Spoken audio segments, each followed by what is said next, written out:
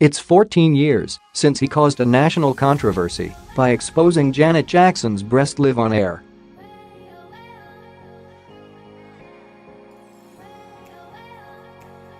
But it was a decidedly family-friendly halftime show as Justin Timberlake returned to the Super Bowl on Sunday.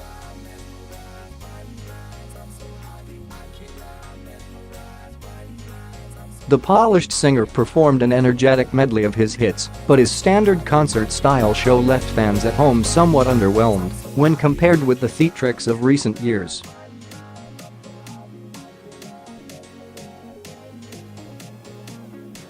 One standout moment came during a tribute to the late Prince, with Timberlake singing a duet with a projection of the Purple Rain singer before an aerial shot showed the host city Minneapolis turning purple in his honor.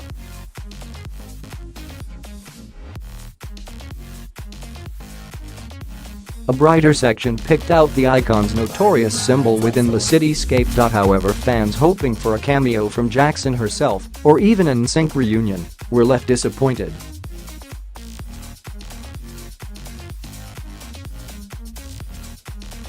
The show started with Timberlake under the arena, dancing in a small contained space, before he emerged out of the tunnel and onto the field.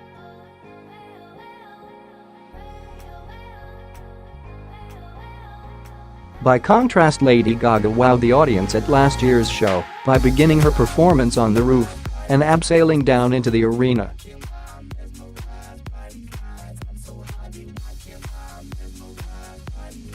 But while fans at home amused themselves by tweeting "needed more nipple," the NFL are unlikely to be concerned by the lack of theatrics.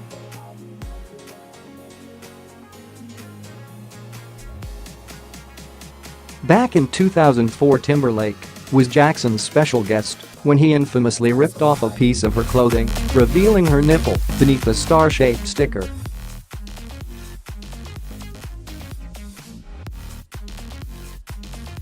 Timberlake later described it as an unintended wardrobe malfunction.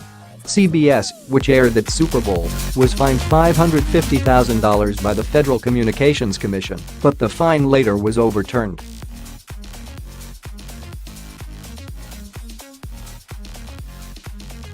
The hashtags #Justice for Janet and #Janetics on Appreciation Day became trending topics on Twitter days before Timberlake's record third trip to the stage at the Super Bowl, as Philadelphia Eagles faced the New England Patriots at the U.S.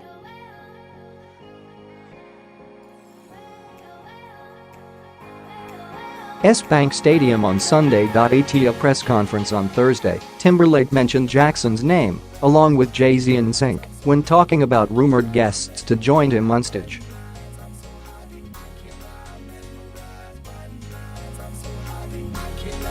He was not asked any direct questions about Jackson or the infamous wardrobe malfunction.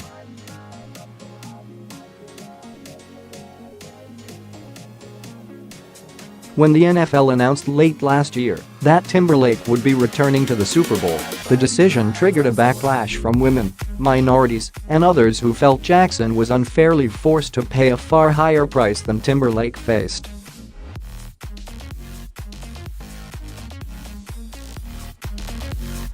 Some argued that Jackson, as a black woman, fell victim to a racist and sexist double standard and received harsher treatment than Timberlake, as a white man, did, and they said he benefited from white male privilege.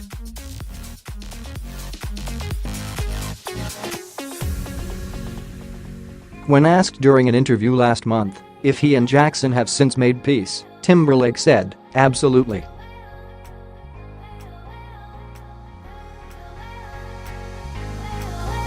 He said he and Jackson have talked privately about what happened. "I didn't know that a lot of people know that," Timberlake said.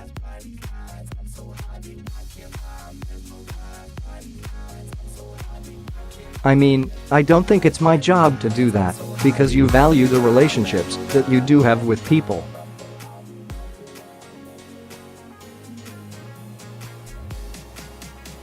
It was a notorious event which etched terms wardrobe malfunction and niplegate in pop culture vocabulary forever.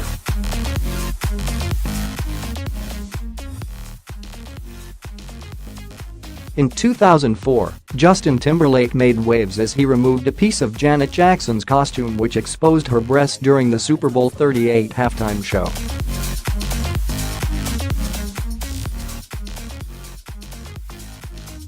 The body part was exposed for less than a second before CBS cut to an aerial view of Reliant Stadium in Houston. However, the image had already been sent to an estimated 143 million viewers.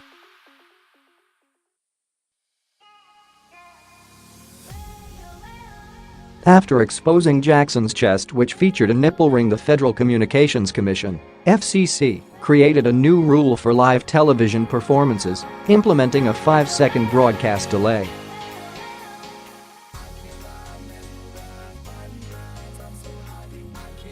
The FCC then fined CBS a record $550,000, which was fought in Supreme Court but was ultimately voided by the Third Circuit PF Appeals in 2011, and a case to reinstate the fine was refused in 2012.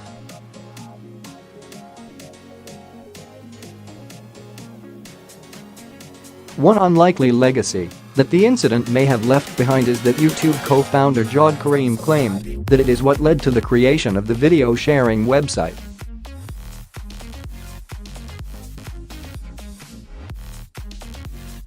Last month, Timberlake opened up about the incident during an interview with Zane Lowe for Apple Music's Beats One.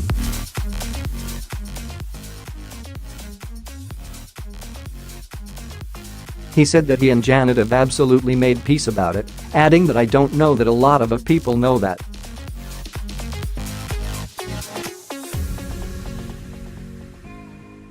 Ouch. The body part was exposed for less than a second before CBS cut to an aerial view of Reliant Stadium in Houston. However, the image had already been sent to an estimated 143 million viewers. Justin continued, "I don't think it's my job to do that, because you value the relationship that you do have with people."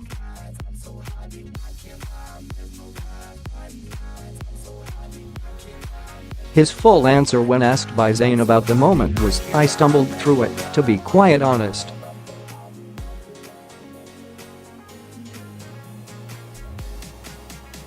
"I had my wires crossed, and it's just something that you have to look back on and go, like, okay, well, you can't change what's happened, but you can move forward and learn from it."